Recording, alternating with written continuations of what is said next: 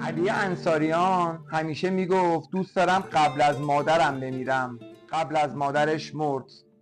آزاده نامداری آرزوش این بود فقط 37 سال عمر کنه.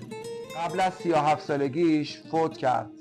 عارف لرستانی بزرگترین رویاش این بود که بمیره، بفهمه اون دنیا چه خبره. دقیقا همین شد.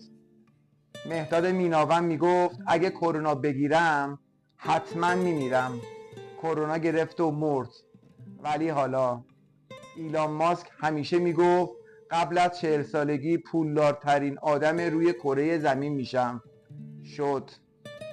شهاب حسینی از 18 سالگی همیشه میگفت یکی از بزرگترین بازیگرای سینمای ایران میشه.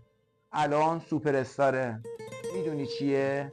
میخوام بهت بگم هیچ وقت قدرت کلمات رو دست کم نگیر. همان